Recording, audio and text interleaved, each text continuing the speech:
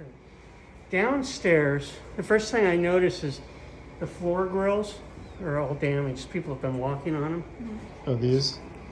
Yeah, you can see it's bent up. So this should be replaced. Okay. When you go Replaced or bent back into replaced, shape? you're never going to bend those back correctly. Okay.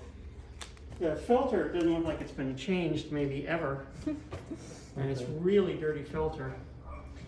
The access to the basement where the equipment goes through, the furnaces are 29 inches deep.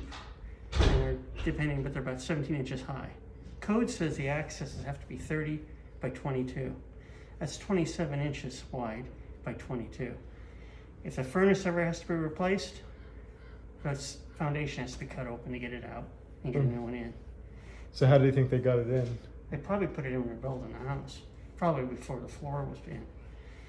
It wouldn't fit through that hole. Okay. The home inspector probably told you that the safety pan drain, there's a condensation system on that, and then there's a pan underneath as a safety pan, and it has a drain line that goes to the main plumbing drain. And whoever put that in used regular glue. Well, it's all come loose, and the pipe came out, and that's why when the sink's on, water just comes out that hole and goes into the. Oh, so that's the. Is that That's the water leak. Okay. Got it. Okay. You really don't even need that drain on there because it's under the house. The safety pan is nice, but the drain doesn't need to be there. I would just patch that hole up in the ABS and walk away from it. Okay. There's no what they call a sediment trap on the gas line on the furnace. Where's that located? That's down in the basement, but you have a gas pipe and then you have a flexible line that goes into the furnace. You're supposed to put a little dead end T on it, so any rocks or rust or anything in the gas line would drop into that little dead end instead of going into the furnace. And they didn't do that. So that's something that should be fixed. Otherwise, the furnace itself is in really good shape. The AC is in great shape. It's all 410A. It's all serial dated, all the equipment from 2014. So I don't know when the house was built other than 2015. So Yeah. Yeah, so they probably bought it as they were building it. Yeah. So it's probably about half its life right now, roughly.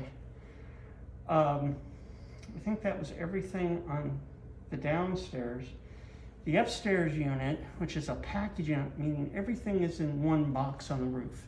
The air conditioner, the heater, everything. When you look at it, it's in great shape. The ductwork is in great shape.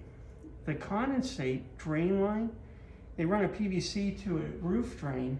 Well, they ran it across, they didn't put any wood blocks under it to support it, so it's gonna eventually just bow. And that's on the roof. That's on the roof. Right. And that also does not have a sediment trap on it. It should have one. And then again, the filter is completely plugged. And when the unit's running, the compressor's running, but the fan motor, the part that pushes the air, is not running. No air movement up there when the unit's running.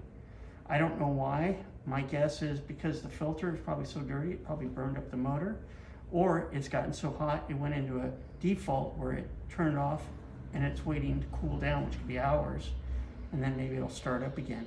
I don't know, I can't tell you. A service technician would have to get into that. So when you ran the air upstairs, you couldn't feel any. There's no air movement.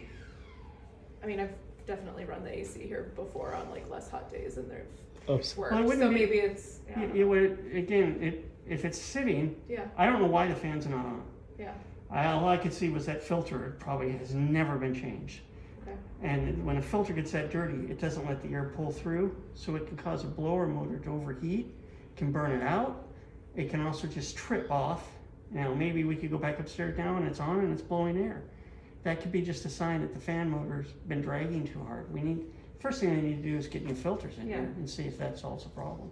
And how would you find out if the blower is actually functioning, You would take the filter out, and then you take an amp meter or tool and read the amp draw on that. If it's running, read the amp draw on that motor, and see if it's amping, if it's pulling the correct amount of power. If it's over amping, that's a sign that pulling too much power, that there's something wrong with that motor. So then you replace the motor. Okay. And you're not a service tech, so you to figure that out. Okay. Yeah, I can't tell you that. All right. So the unit outside, it works in cooling, but it won't work in heating. So it'll cool there, but the heating part of it, the home inspector couldn't get it to come on, and he said, here, you try.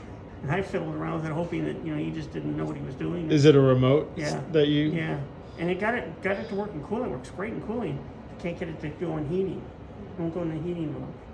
And you can't do it manually on the. Yeah, there's no way to override it. All right. So And that- again, that's a service tech. Pardon? That's a service tech Yeah. who would have to come out. Yeah, it's probably, well, my guess would be it's what's called a reversing valve. There's a valve in the unit outside that makes the compressor run one way for cooling and one way for heating. That may have gone bad. The unit's old enough, those type of units don't have the same life as these do. Mhm. It's old enough that reversing valve may have gone bad. And is that a one thing that can be Yeah, they can be repaired? repaired, Yeah. yeah. Okay. Unless it's an obsolete part. But Yes. I don't think it's that old that it'd be obsolete. Gotcha. So that's kind of a sum up of everything I see. Oh, great.